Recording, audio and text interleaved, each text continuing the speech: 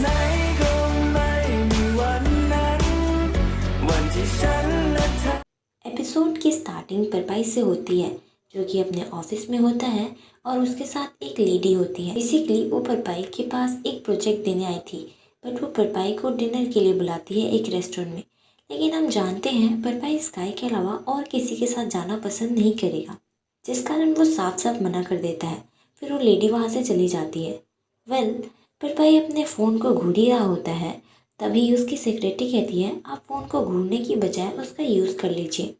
परपाई कहता है ओहो, तुमने कब मेरे को अलाउ कर दिया फ़ोन यूज़ करने के लिए, वो भी वर्क प्लेस पर। सिक्योरिटी कहती है जब से आपकी मॉम ने कहा है कि अब कोई है जिसने आपको अपने वश में कर लिया, अपने प्यार में कर लिया है और उन्होंने अलाउ कर दिया है, तो फिर मैंने भी आपको फ़ोन देखने के लिए अलाउ कर दिया। कह के वो वहाँ से चली जाती है।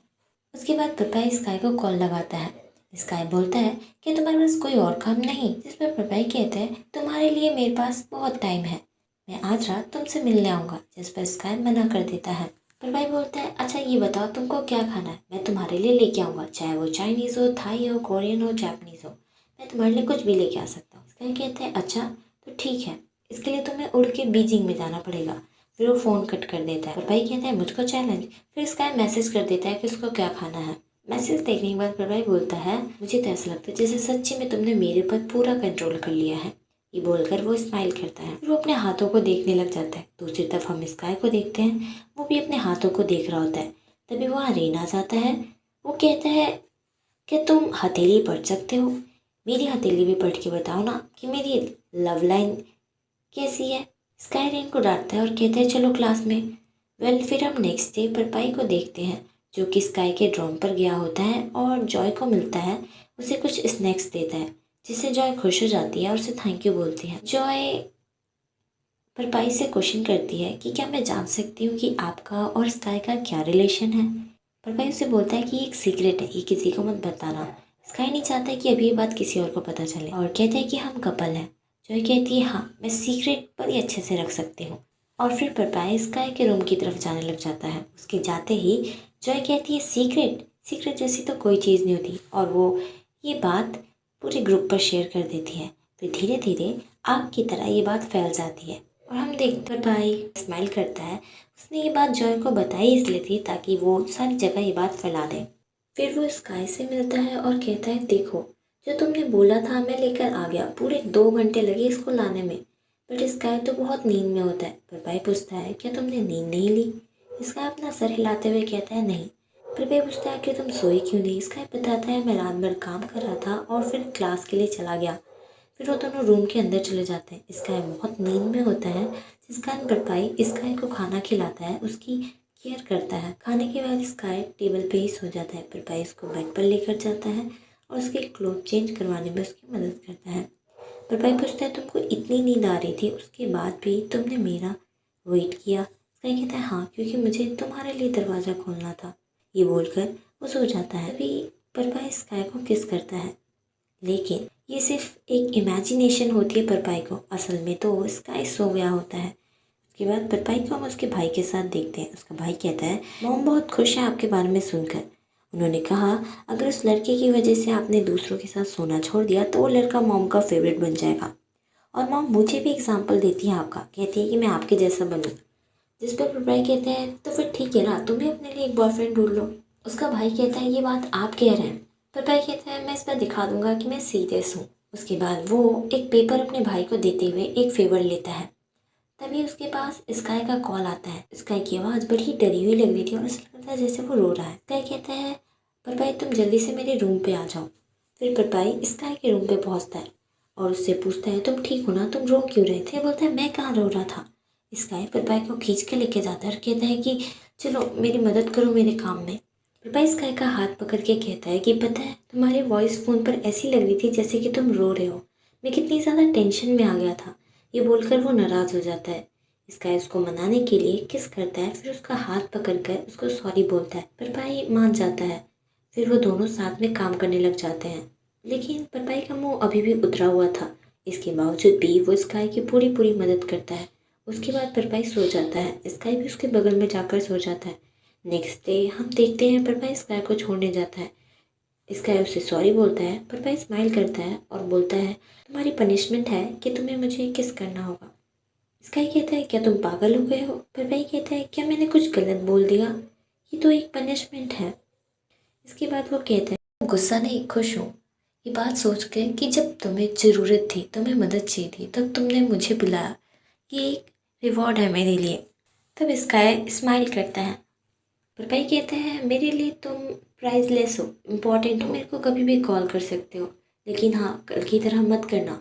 ये बोलकर वो हेलमेट पहनने लगता है, बट स्काई उसे रोकता है और फिर वो पर को एक किस कर देता है और बोलता है ये मेरा पनिशमेंट था ना। फिर वो शाय फील करता है और वहाँ से भागने लगता है। पर कहता है क्या तुम मेरे को एक और बार करोगे। मैं तैयार नहीं था, लेकिन स्काई वहाँ से भाग जाता है। स्काई क्लास में बैठकर बहुत स्माइल कर रहा होता है। तभी रेन वहाँ आ जाता है और पायू की तारीफें करने लगता है, बट स्काई तो अपने ही ख्यालों में खोया था। रेन स्काई को उसके नाम से भी बुलाता है, बट स्काई पर कहाँ कोई फर्क पड़ना था। तभी स्काई को अचानक से होश आता है। रेन फिर से स्टार्ट हो जाता है पायू की तारीफ करना, जिस पर स्काई रिप्लाई करता है और कहता है सिर्फ पायू ही हैंडसम और कूल नहीं है, बस वही बेस्ट नहीं है। बट फिर स्काई सोचता है ओहो मैंने ये क्या बोल दिया। रेन कहता है तुम परपाई की बात कर रहे हो ना। पर तभी स्काई बात को बदल देता है। फिर हम देखते हैं स्काई जब अपने घर वापस आता है तो देखता है वहाँ पर खाना होता है। ये देखकर वो स्माइल करता है क्योंकि वो खाना परपाई ने भिजवाया था। उसके बाद सीन शिफ्ट होता है परपाई पर। परपाई बोलता है आज मुझे क्या ऑर्डर करना चाहिए, जिस पर उसकी सेक्रेटरी बोलती है आप ये मुझसे पूछ रहे हैं या अपने आप से। परपाई कहता है तुम तो मेरे को बहुत अच्छे से जानती हो। परपाई बोलता है कहीं स्काई काम के चक्कर में खाना खाना ना भूल जाए, मैं इसीलिए उसको डेली खाना भेज देता हूँ। पर सेक्रेटरी कहती है रियल इंटेंशन ये नहीं है, आप तो बस उसके मैसेज का वेट करते हैं जो कि उसे खाना मिलने के बाद वो सेंड करता है। पर कहता है ओह तुम मुझे इतना कैसे जानती हो। जिस पर वो कहती है अगर आप उस बॉस के सेक्रेटरी हो जिसे अपने बॉस को रोकना पड़ता है मीटिंग में फ़ोन नहीं यूज़ करना चाहिए, तो आपको तो उसके बारे में सब पता चल ही जाएगा ना। ये कहने के बाद वो स्माइल करती है और वहाँ से चली जाती है। फिर हम परपाई को उसके घर पर देखते हैं जो अपने सारे मैसेज चेक कर रहा होता है। तभी उसके पास उसका भाई आता है और उसे बैच देता है जिसका डिज़ाइन परपाई ने ही तैयार किया था, उसी विंड की तरह जिसे स्काई ने बना के दिया था। फिर हमें नेक्स्ट डे का दिखाया जाता है। स्काई अपना रूम सेट कर रहा होता है। परपाई पूछता है क्या मैं तुम्हारी कोई मदद करूं, जिस पर स्काई कहता है तुम बस अपना मुंह बंद करके रखो। परपाई कहता है तुम मेरा मुंह बंद कर दो अपने हाथों से। स्काई कहता है तुमने कहा था तुम मेरी मदद करोगे, तुम क्या ऐसी मदद करोगे। परपाई कहता है कि हाँ मैं तुम्हारी पूरी पूरी मदद करूँगा, तुम्हारे हर काम में मदद करूँगा। स्काई कहता है सच्ची में। परपाई कहता है हाँ किसी भी काम में। जिस पर स्काई कहता है ठीक है फिर जाके बाथरूम क्लीन कर दो। परपाई शॉक हो जाता है, कहता है क्या मुझे बाथरूम क्लीन करना पड़ेगा। स्काई कहता है तुम्हें नहीं करना, तुम अपने बात से मुकर रहे हो। जिस पर परपाई कहता है ठीक है मैं क्लीन कर दूंगा। हम देखते हैं परपाई बाथरूम क्लीन कर रहा होता है। स्काई उससे कहता है कि इससे ज़्यादा इजी होता कि तुम अपने घर चले जाते। परपाई कहता है नहीं मैं ये कर सकता हूँ। उसके बाद स्काई परपाई को दूसरा काम देता है और उसे बार बार बोलता है कि तुम अपने घर जा सकते हो, तुम्हारे लिए ज़्यादा इजी होगा वो। बट परपाई बिना हार माने काम करे जा रहा था। एट द एंड दिन भर काम करवाने के बाद रात को स्काई परपाई से पूछता है कि तुम मेरे से कब बोर हो जाओगे। परपाई बोलता है तुमको एक ऑनेस्ट आंसर चाहिए या स्वीट वर्ड्स चाहिए। स्काई कहता है मैंने क्या कभी तुमसे स्वीट वर्ड्स की डिमांड की है। जिस पर परपाई कहता है मुझे नहीं पता जब तक वो दिन नहीं आ जाता। कहता है एक दिन तुम बोर हो जाओगे मेरे से। परपाई कहता है तुम्हें किस बात का डर है। तब स्काई कुछ नहीं बोलता, जिस पर वो स्काई को अपने गले लगा लेता है और कहता है चिंता मत करो, मैं तुमको कभी अपने से दूर नहीं होने दूंगा, मैं हमेशा तुम्हारा साथ दूंगा और तुम्हारे साथ ही रहूँगा।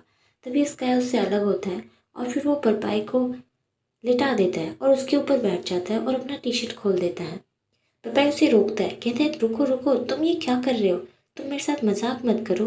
स्काई कहता है मैं वही कर रहा हूँ जो तुम चाहते हो, मैं तुमको और इंतज़ार नहीं करा सकता। परपाई कहता है रुको मैंने वो सब इसलिए नहीं किया था कि मैं तुम्हारे साथ सो सकूं। फिर वो बोलता है अच्छा ठीक है मैं वो सब चाहता था लेकिन पहले, और वही रीज़न नहीं था, मैं यहाँ आया ताकि मैं तुमको देख सकूं।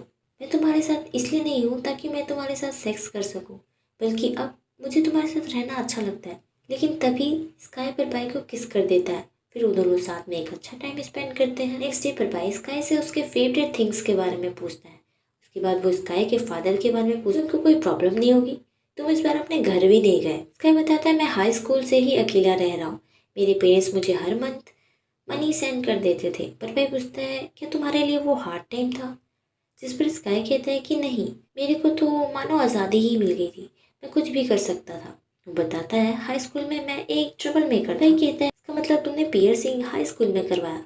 स्काई कहता है क्या तुम इस बात को भूल नहीं सकते? पर भाई कहता है वो बात मेरे दिमाग से जाता ही नहीं। पर भाई उसे कहता है क्या तुम एक बार पहनोगे उस रिंग को मेरे लिए? बट स्काई मना कर देता है। पर भाई फिर भी जिद करता है। तब स्काई बताता है वो पियर्सिंग मेरे एक्स ने करवाया था।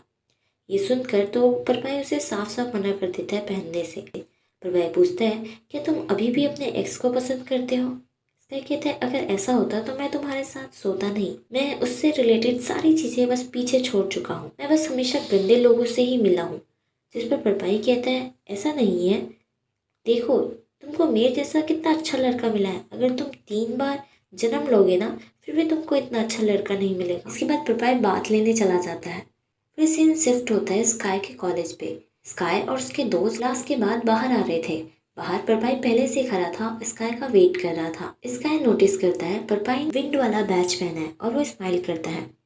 फिर स्काई अपने दोस्तों को बाय बोलता है और परपाई के साथ आ जाता है। परपाई उसे अपना बैच दिखाता है। उसके बाद हमें एक फ्लैशबैक दिखाया जाता है। हम देखते हैं परपाई विंड बनाने की कोशिश करता है, परपाई से नहीं बनता है पर फिर भी वो हार नहीं मानता है। इसी के साथ ये एपिसोड यहीं ख़त्म हो जाता है। आशा करती हूँ आपको इस एपिसोड की एक्सप्लेनेशन अच्छी लगी होगी। Thank you very much for listening my explanation. Have a nice day, good day, bye bye.